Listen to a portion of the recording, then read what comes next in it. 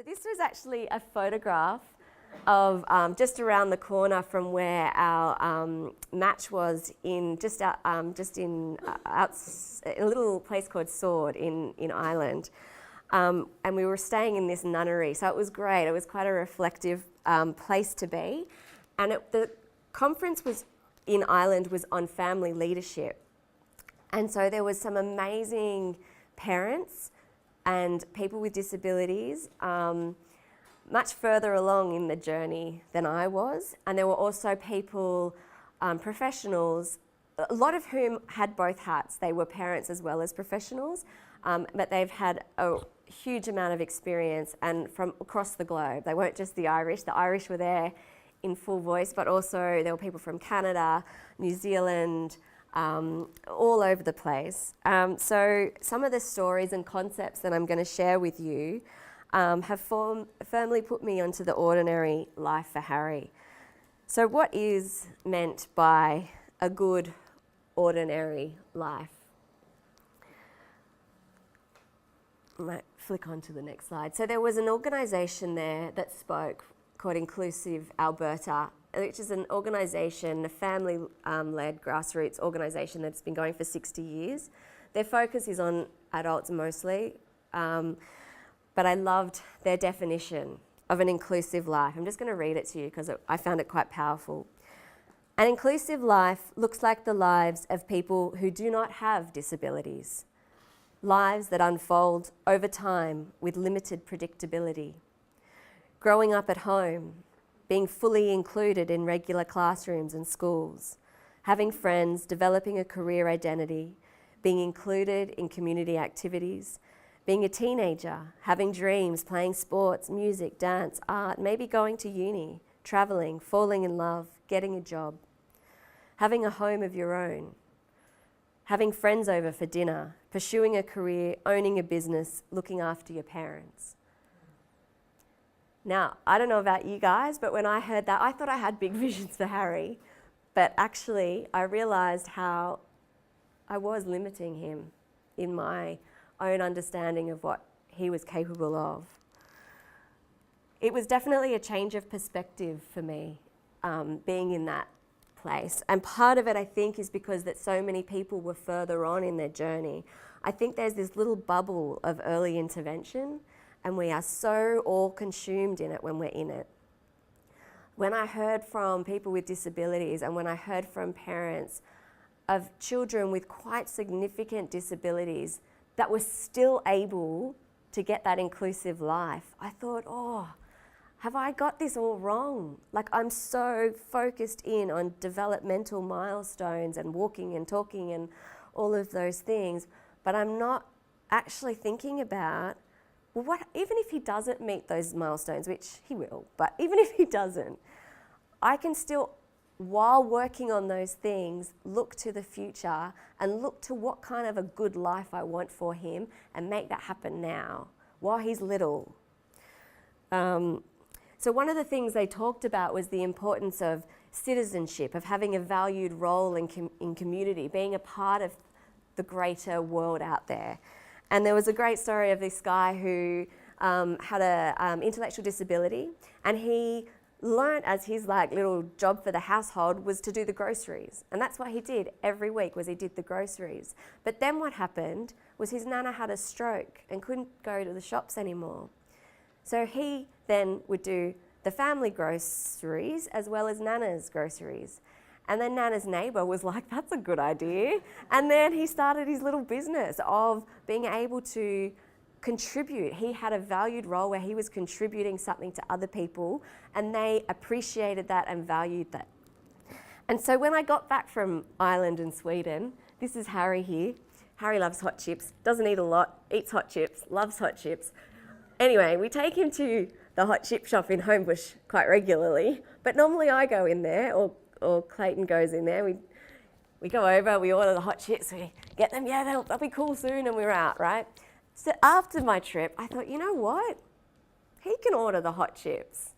He can't really keep a conversation at this point. He can sometimes, but not generally, not with strangers, not in a new environment. But I thought, hey, I'm going to try it. So I give him the $2. I say, okay, Harry, go and give Mary the $2 and ask for hot chips.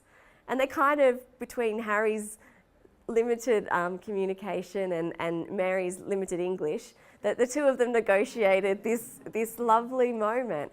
And ever since then, every time we go back, it's, hello, Mary, hello, Harry, and he has got a connection. He is an important, valued person.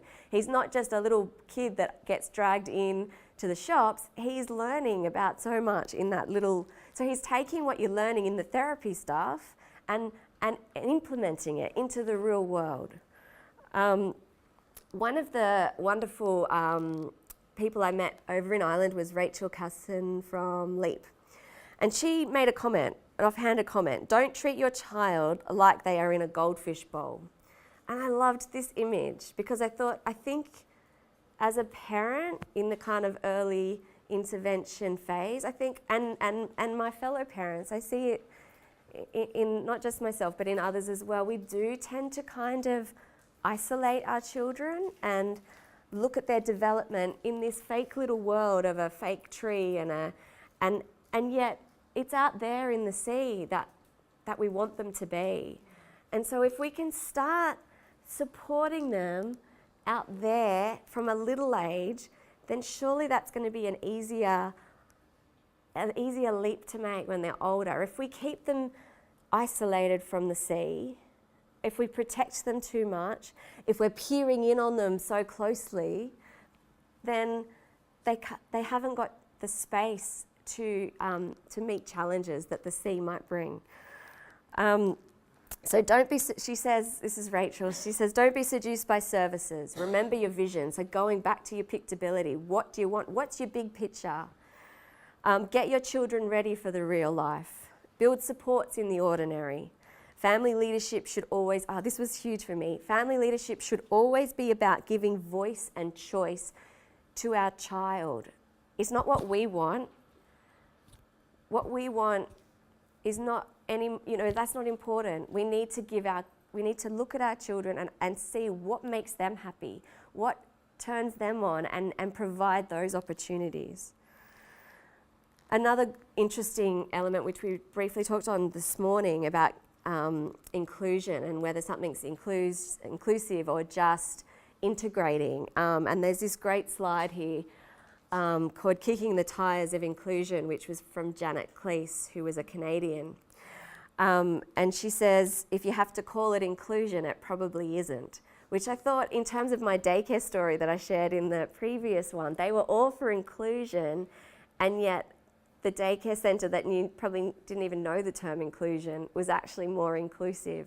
So I think it's really good to be critical of what's inclusive and what's not.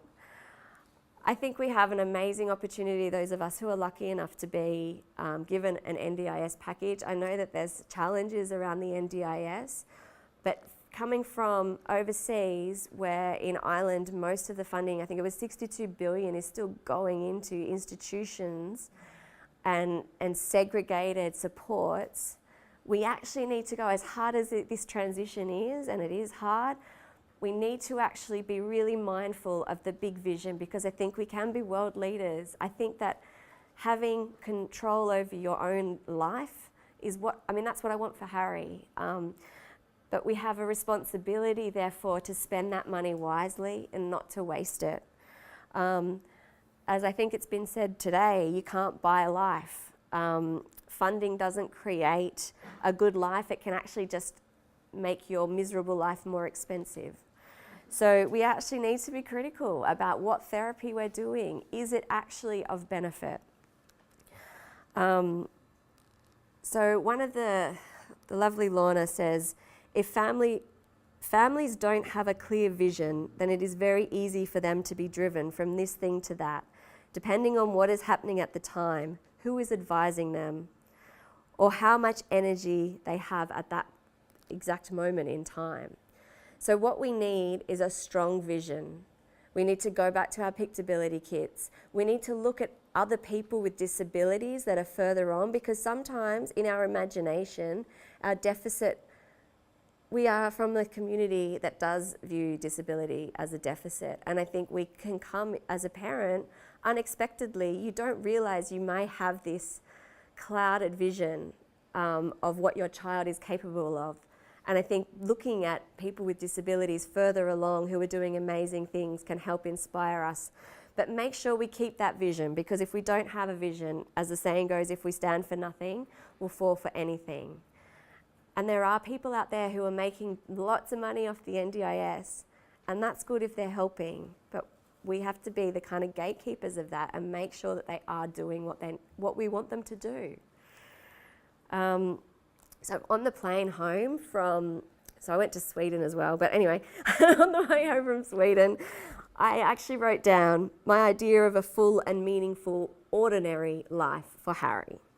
And I came up with these things: independence, not needing to depend solely on professionals and services, having valued roles within our family and our community, having a voice, agency and choice over his own life, having real relationships and connections within the community, well-being, knowing his strengths and having the opportunity to follow his passions.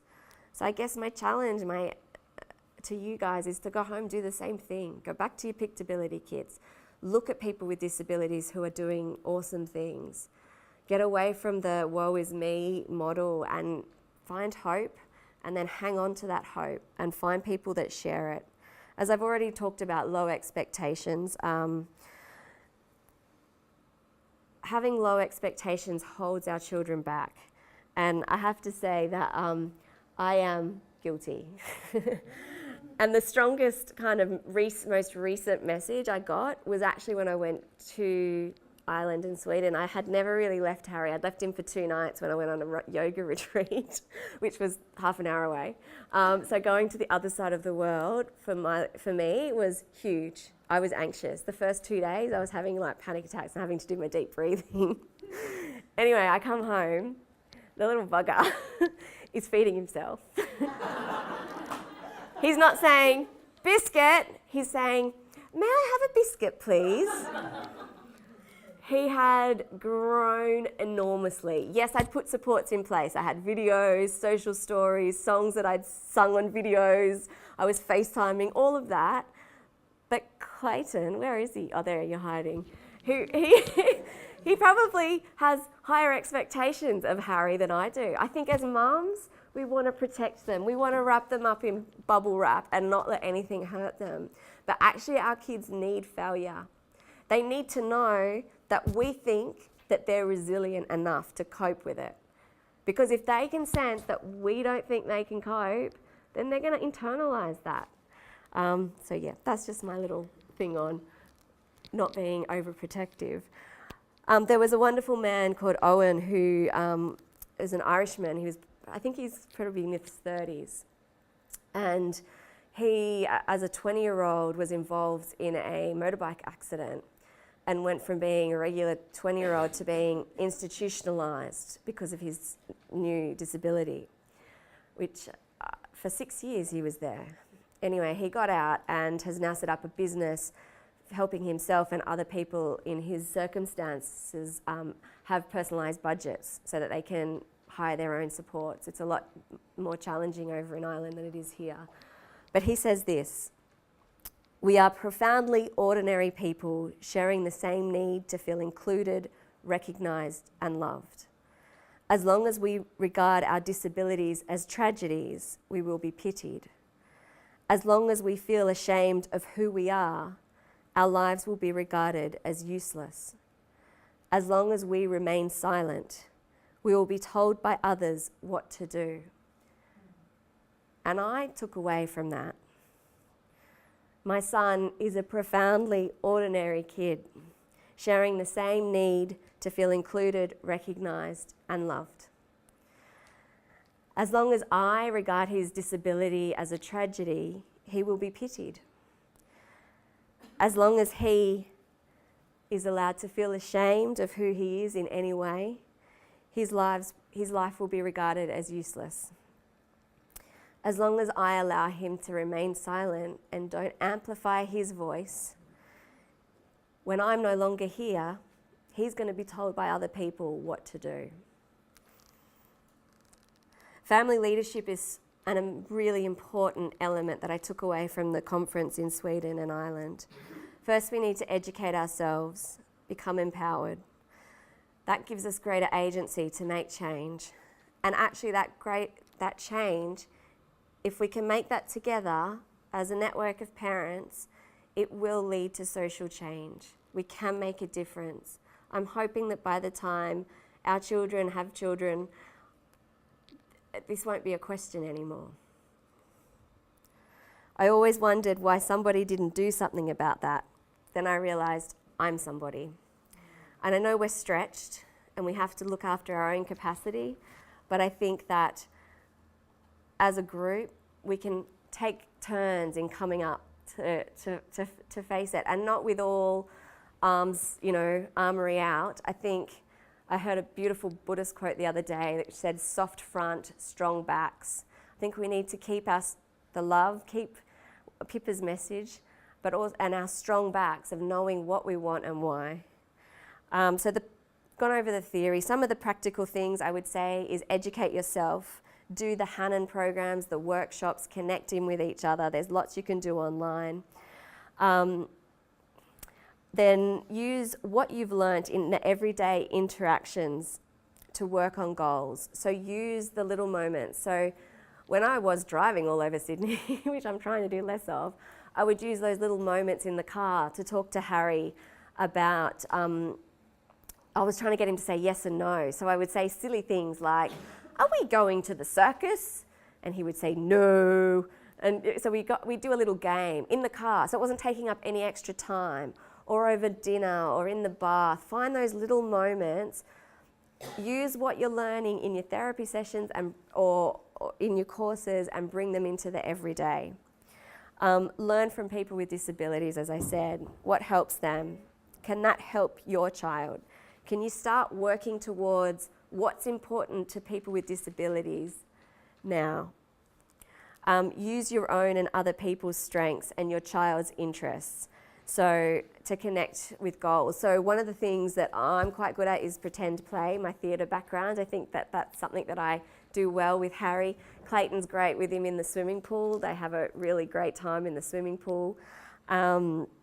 Granny loves gardening, and so teaches Harry about gardening and vegetables, and now we've employed, not really employed, but $2, Mary is our chief economist and teaching Harry about the economics of the world. So use those little hidden resources in the community and extended family, if you've got them, to try and make the most of those goals, looking at the informal supports. Connect with others who share your dream. Remember, it's a partnership. We don't give up all our power, as we spoke about this morning, but we also don't have to do it all on our own. I think I've covered everything. Oh, the ECIA national guidelines, is that in the bags? It's not. You can look at it online. It's a really good document, because I think what happens is when you first get that diagnosis, and often you can jump online and you're looking at websites of people that are wanting to help your child, but this is particularly, it's a good overview because it's non-biased, it's just a really good framework of what's actually best practice for early intervention. Arthur Ashe, who's first black tennis player, says, and this was from Rachel from LEAP as well, wonderful quote, "Start where you are, use what you have, and do what you can." So what that means is don't take it all on. I've given you a lot. I guess don't feel like, I'm not saying you have to do more. It's working out what's important, what you've got around you, and working with that calmly without rushing, and little bit by little bit working towards the good life that you want for your child. So this is me, Harry and Clayton in search of a good ordinary life, and I hope to share the journey with you guys looking for good ordinary lives for your children too. Thank you.